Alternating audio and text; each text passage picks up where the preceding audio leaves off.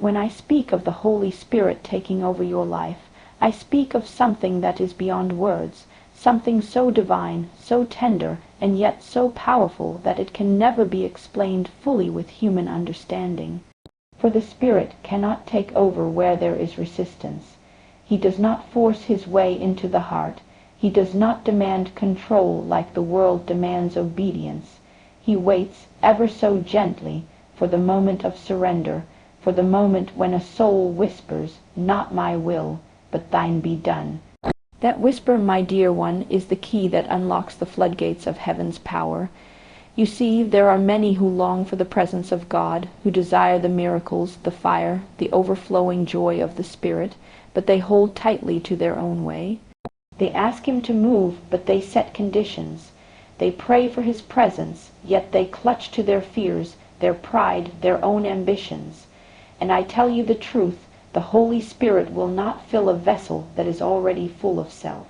He longs for empty vessels, hearts willing to be poured into, lives ready to be directed wherever he pleases.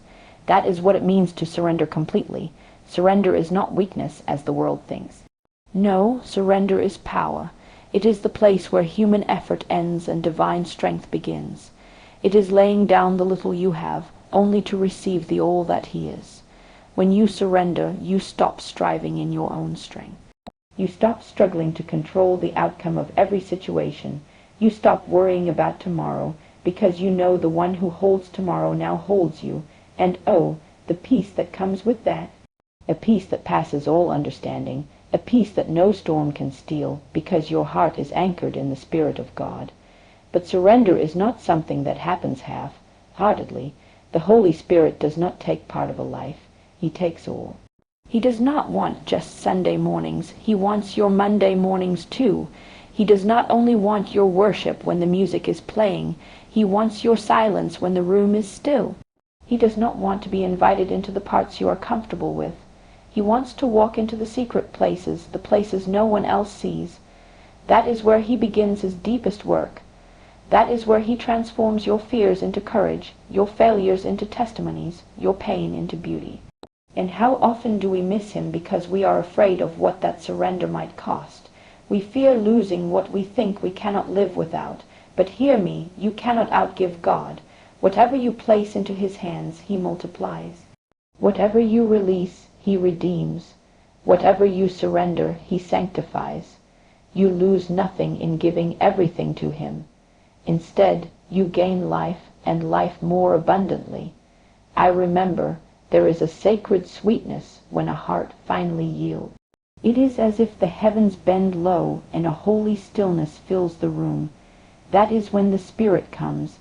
That is when his presence floods like a river, not because of eloquent words or desperate effort, but because a heart finally says, "I am yours." That one act of surrender invites him to take over every detail, every step, every breath. And when the Spirit takes over, you will never be the same again. Think of it like a hand inside a glove. The glove without the hand is powerless, limp, without direction. But the moment the hand slips in, that glove can move, can work, can accomplish anything the hand desires. So it is with you. On your own, you are but an empty vessel, fragile and without strength. But when the Holy Spirit takes over, you are no longer your own. You become his instrument, his vessel, his dwelling place, and through you, he will do things you never thought possible, things that will cause the world to know there is a living God. And so tonight I ask you, what are you holding on to? What is it that keeps you from full surrender? Is it fear? Is it pride? Is it the opinions of people? Lay it down.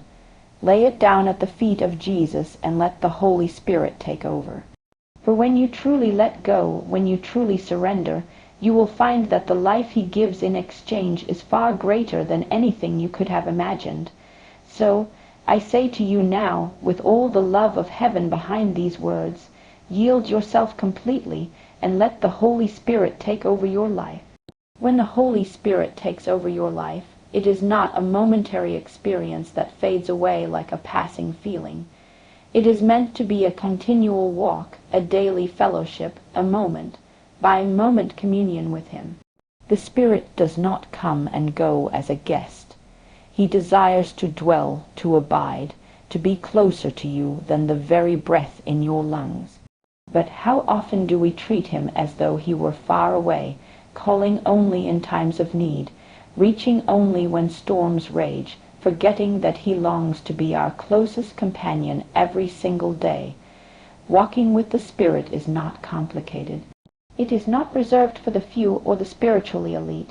It is the simple daily decision to acknowledge his presence, to lean into his whispers, to open your heart as you would to a dear friend. You do not need grand words to invite him. You do not need to impress him with eloquence. The Spirit delights in the sincere heart that says, "Good morning, Holy Spirit. I welcome you into this day." That one acknowledgement becomes the door through which his peace and power flow into the hours ahead. Do you see how many lie weary, carrying burdens that were never theirs to carry? They rush through their days, striving, planning, worrying, and then wonder why their hearts feel empty. But the one who walks daily with the Spirit carries a secret strength. Their steps are ordered not by fear, but by divine direction. Their mind is not clouded by confusion, but filled with clarity that comes from above. This is not because life is without difficulty, but because the Spirit within them gives wisdom for every decision, comfort for every sorrow, and strength for every battle. When you fellowship with him daily, you begin to recognize his voice above all others. At first his whisper may feel faint, like a gentle tug in your heart, but the more you listen, the clearer it becomes. You will find yourself guided in ways you cannot explain. You will sense his leading when to speak and when to be silent, when to move forward and when to wait. And as you obey those promptings, your trust in him deepens. That is what it means to walk in step with the Spirit, yielding not just in the great matters of life, but in the small ones too. And oh, how the Spirit longs for that closeness with you. He does not want fragments of your attention. He desires the whole of your heart, every part of your day. He wants to share in your joys, to comfort you in your tears, to be the unseen presence at your side, whether you are in the crowd or in the solitude of your room. You may not always feel him in an outward way, but his presence is faithful, his nearness unchanging. He is with you when you rise. He is with you as you work. He is with you as you rest your head to sleep. Do not think for a moment that daily fellowship means a life of ritual alone. No, it is relationship. It is love. It is the sweet awareness that you are never alone. It is prayer not bound by schedule, but flowing like breath. Short prayers whispered in the heart, quiet worship rising in the stillness, thanksgiving whispered over even the smallest blessing. And in those moments, heaven touches earth, and your ordinary life becomes extraordinary because the Spirit has made it his dwelling. There are those who say they want the Spirit's power, yet they neglect his presence. But his power is not something to be taken apart from himself. The miracles, the boldness, the strength, they are all fruits of fellowship with him. The more you walk with him, the more his power flows through you naturally, not because you sought the power, but because you sought him. And let me tell you, there is nothing more beautiful than a life that reflects daily fellowship with the Spirit. You will notice it in the way your words carry grace instead of bitterness, in the way peace reigns in your heart though storms rage outside, in the way love flows toward others even when it is not returned. This is not the doing of man. This is the evidence of his presence. But for this to be real, it must be continual. You cannot feast on his presence one day and then starve the next. Just as the body needs daily bread, the soul needs daily communion.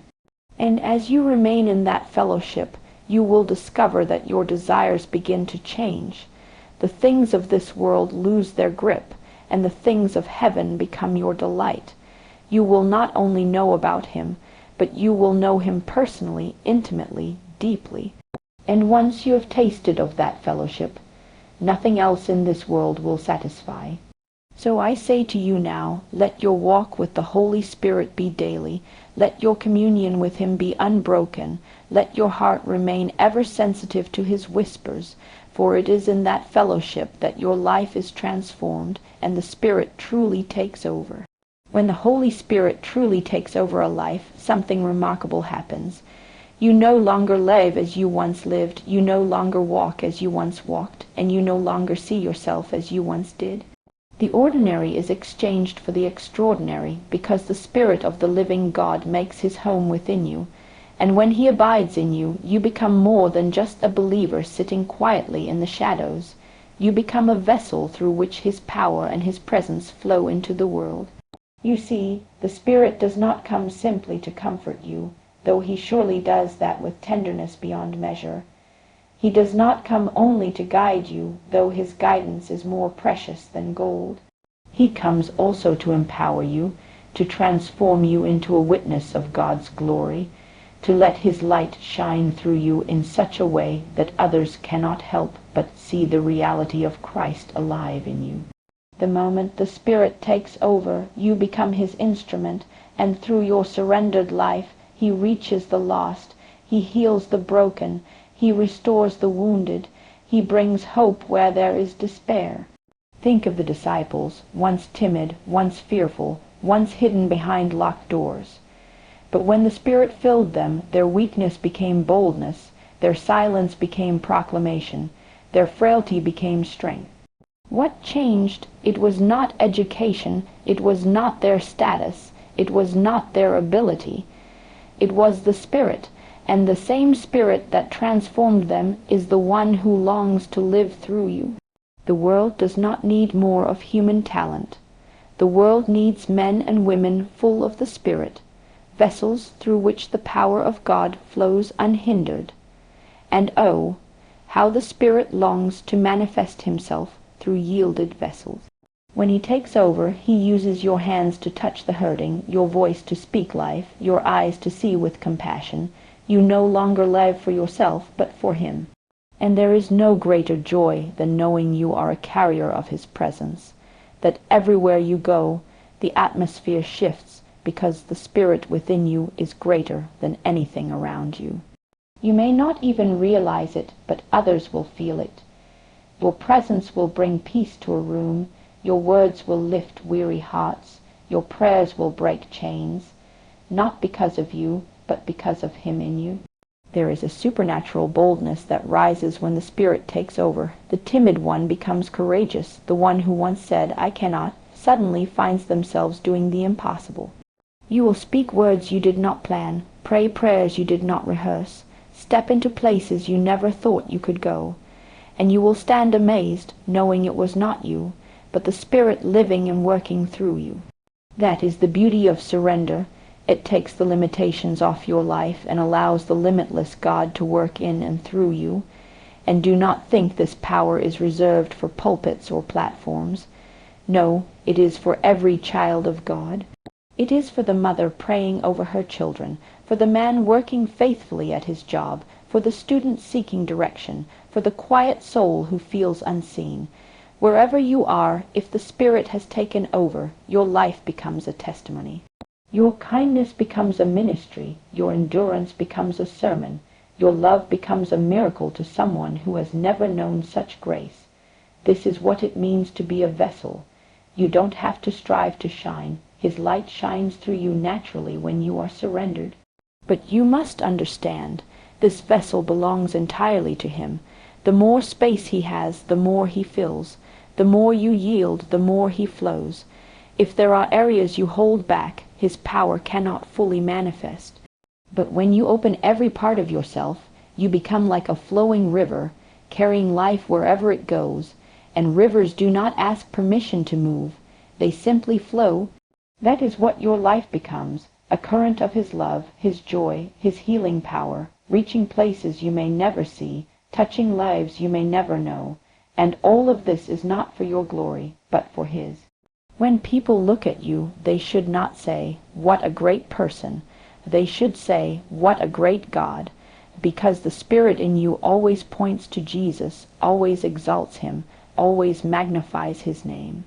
That is the true evidence of a Spirit-filled life, not attention on self, but glory given to the one who reigns forever. So let me tell you, do not be content with living an ordinary life when God has called you to live as a vessel of his Spirit. Do not settle for what you can do in your own strength, when heaven longs to display its power through you. Lift your hands, open your heart, and say with all that you are, Holy Spirit, take over. For when he does, your life will become a testimony of his glory, and through you, the world will know that Jesus is alive.